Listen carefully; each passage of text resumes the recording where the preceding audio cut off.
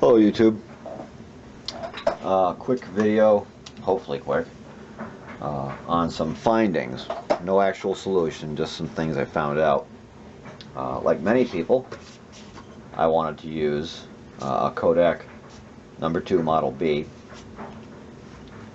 So I got one, and I didn't spend much money on it, and I took it, in the condition that it was in,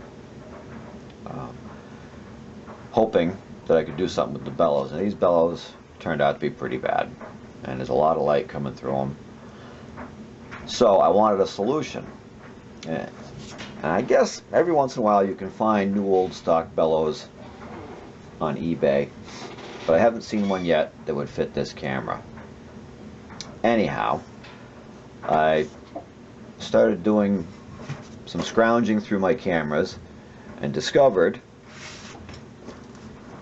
that the tourist camera has a bellows. Well, this one's taken apart, so you can't really. The tourist camera, as I said, as he says again, has a bellows that is very nearly the exact size. The front is pretty darn close. The back of the bellows is so close, it's a crime that it doesn't fit, because it is so very, very close in size. And it would fit into that frame, and I could make the front portion, if you can see that, fit that. Problem I ran into is the focal length on these is like 105 millimeters, so that's how long the bellows is. The problem being the bellows on a Model 2 are that long, and that goes all the way in,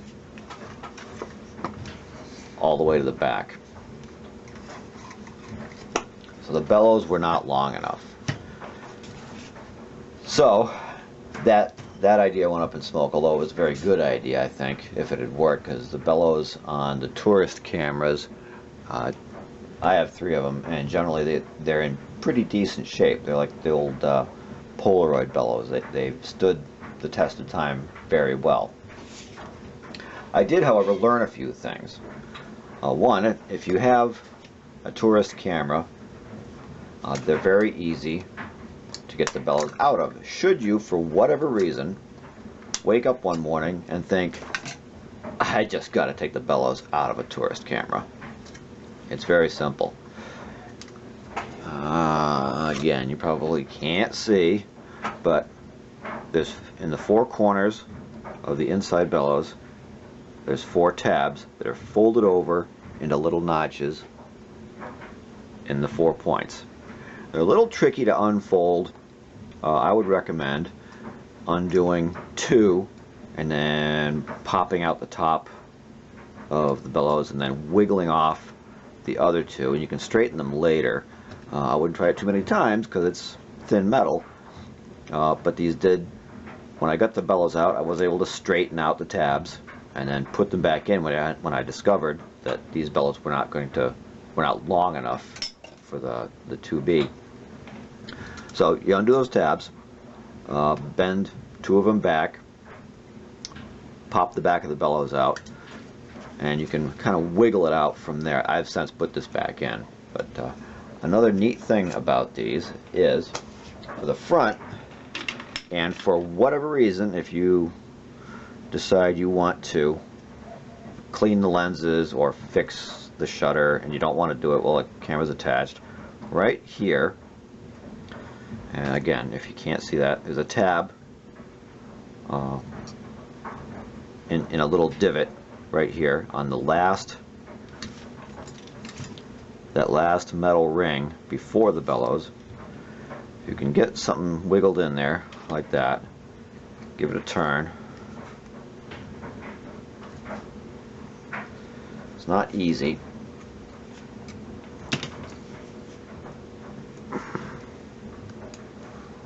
I am turning it the right direction, I hope. No, I was not turning it the right direction. So you pop out that tab, or pry out that tab, and turn it, that would be counterclockwise. It comes off. as a single piece in your hand, just like that, and then you can take it apart, clean up the lenses, do whatever you got to do, and to put it back together again. And it's got 4 tabs that go this synchronized with 4 other tabs. So line it all back up with your holding tab just to the 11 o'clock position of your divot, and then with a small amount of force twist it right back in, and there you go, you're back together without a scratch. That made me wonder about these lenses, and I discovered that I think these are opposite. Yeah, you give those a twist and they too come right off. This happens to be to put it back on, it's just the opposite. Line, these are pins with, I don't know what you call them, kerfs, whatever. You line the pins up with the larger end of the slot, and then give it a turn, and it goes back in. And while you've got that apart, then of course you can do whatever you want to with that meniscus lens in there, that single element lens. Actually, I didn't notice that before, but the lens isn't even in this. The lens is still in there. And again, I'm not going to do this again because I've already done it. But if you get to this point and you still want to dive in deeper, there are 4 wood screws, teeny weeny wood screws. You take those out, and that separates the bellows from, I forget what this is called. There's a name for this, and I don't remember what it is. Doesn't matter. Take out those 4 wood screws.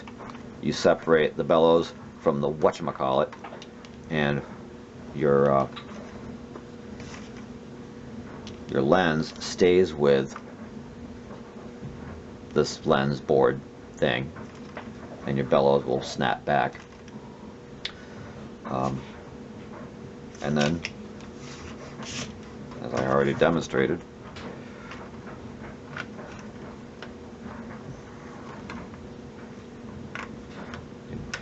crank that back on there, and you're good to go again. This camera, other than the bellows, which is always the thing, is in good shape. And I guess that's really all I wanted to show you. It's not especially handy, but you never know, there might be somebody out there who wants to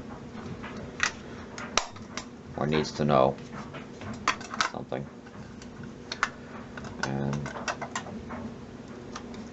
I'd like there to be more information, but there really isn't. That's what I wanted to show you. That was my idea, to use the bellows out of this, put it in that, and the bellows was too short, by like 1.5 inches too short, and I didn't realize it until I already had this one apart and I put it back together again.